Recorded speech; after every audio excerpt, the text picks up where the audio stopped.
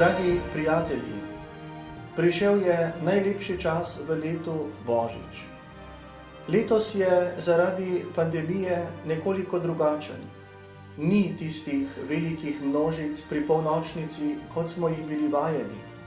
Pa vendar, in morda celo prav zaradi tega, ker je tako drugačen, je toliko lepši in še bolj doživet.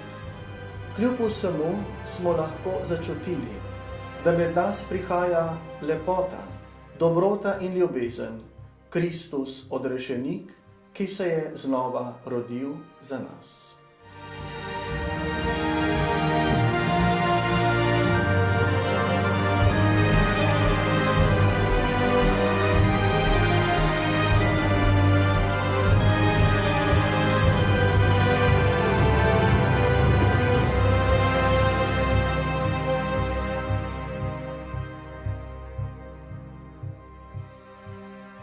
Ko pride tisti čas v letu, ko so dnevi krajši, ko zapade sneg, ko so njive zorane in vse je tiho, mirno, se v naših srcih prebuja hrepenenje po luči, ki se spušča na svet. Na večja praznovanja se kristjani pripravljamo v posebnih pripravljalnih časih. K temu sodi duhovna priprava v osebni molitvi in poglobitvi, pa tudi zunanja znamenja, ki pobožajo dušo, so pomembna.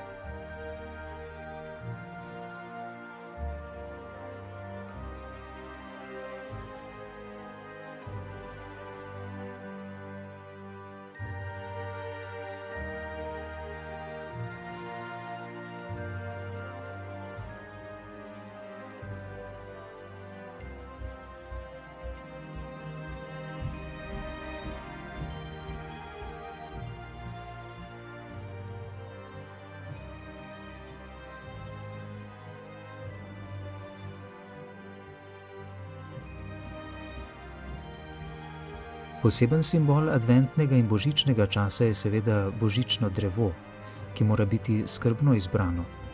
Njegove zimzelene veje govorijo o življenju, o tem, da življenje premaga smrt.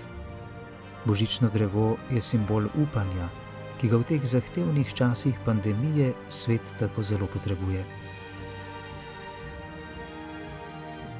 Latinska beseda adventus pomeni prihod. Gospod prihaja na svet kot človek, rojen iz device Marije, v podobi nebogljenega deteta. Adventni čas ima dvojen značaj. Je čas priprave na slovesno praznovanje Božiča, hkrati pa je to tudi čas, ko nas spominjanje usmerja k pričakovanju drugega Kristusovega prihoda ob koncu časov.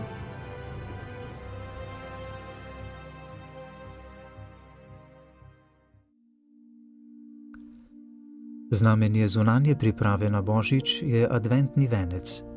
Tradicionalno se pri nas v cerkvah in po domovih pripravljajo adventni venci s 4 svečami. Naraščanje luči simbolizira rast dobrega v življenju slehernega človeka. Posebno moč ima molitev o blagoslovljenem adventnem vencu.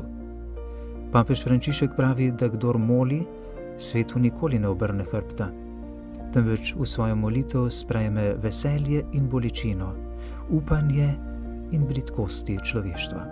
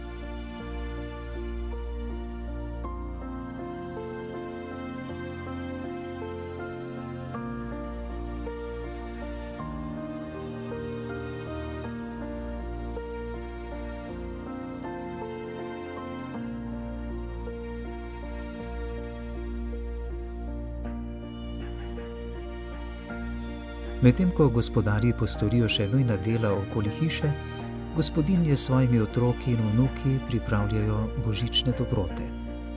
Peka piškotov, ki so v oblikah božičnih okraskov, je pravo veselje in pričakovanje za vse generacije. Otroci jih radi krasijo po svoje, tudi z bleščečimi dodatki.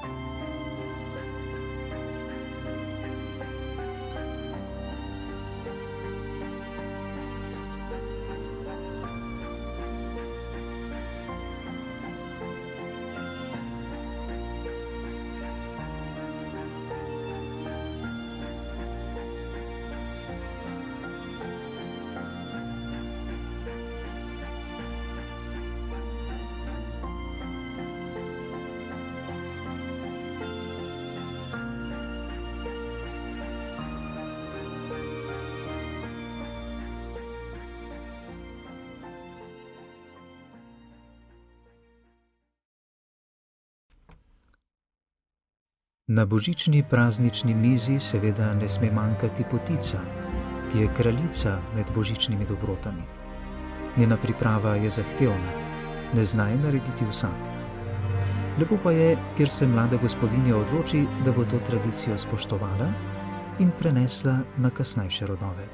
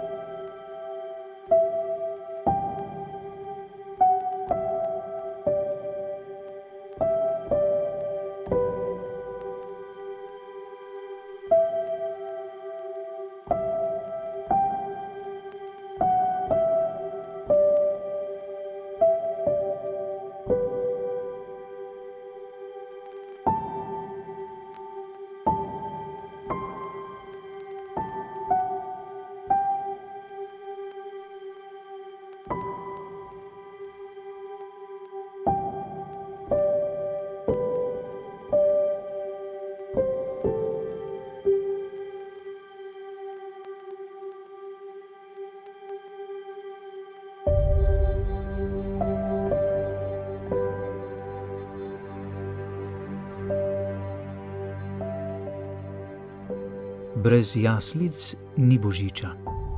Prve je izdelal sveti Frančišek že leta 1223. Papež Frančišek pravi, da jaslice prinašajo evangelij tja, kjer se živi, v domove, v šole, na delovno mesto, na kraje srečevanja, v bolnišnice, v zasebne klinike, v zapore, na trge. In tam, kjer živimo, nas spominjajo na nekaj bistvenega. Da Bog ni ostal neviden v nebesih, ampak je prišel na zemljo, je postal človek, otrok. Delati jaslice pomeni obhajati Božjo bližino, odkriti, da je Bog resničen, konkreten, živ in otipljiv. Bog ni oddaljeni Gospod ali hladen sodnik, ampak je ponižna ljubezen, ki se je spustila vse do nas. Dete v jaslih nam posreduje svojo nežnost. Nekateri kipci upodabljajo Jezuščka z razširjenimi rokami, kot da bi rekli, da je Bog prišel zato, da bi objel našo človeškost. Zato je lepo stati pred jaslicami in tam izročati Gospodu življenje, mu govoriti o ljudeh, o stanju, ki ga nosimo v srcu, napraviti z njim obračun leta, ki se izteka, podeliti z njim pričakovanja in zaskrbljenosti. Škof Smej, ki se že veseli v rajski slavi, je zapisal: Božji sin v jaslicah ne bo nič večji, če ga moliš in častiš, pač pa boš ti srečnejši, če mu z vsem srcem služiš.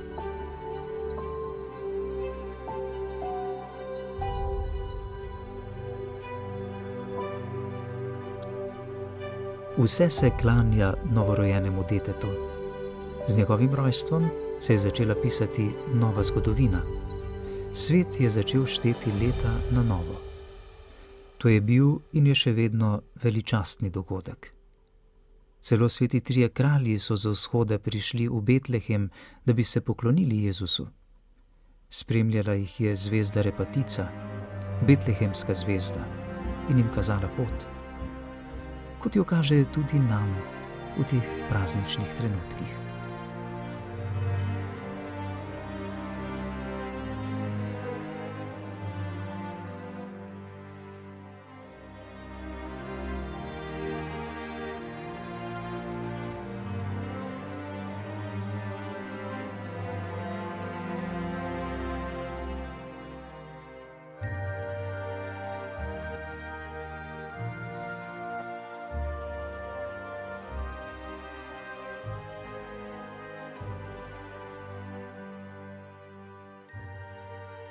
Vse bo še dobro. Koliko molitev in prošenj je bilo izrečenih v teh dneh. In bodimo gotovi, da nas Bog uslišuje in da nas tudi v času te preizkušnje ne bo zapustil. Saj smo se lahko že velikokrat v življenju prepričali o tem. Kristus prihaja in naj vas prevzame žar Kristusove luči. Saj praktično ni hiše ali stanovanja, kjer ne bi utripala svetloba in sporočala, da je tudi vaše domove obiskalo odrešenje. Blagoslovljene in lepe praznike vam želim.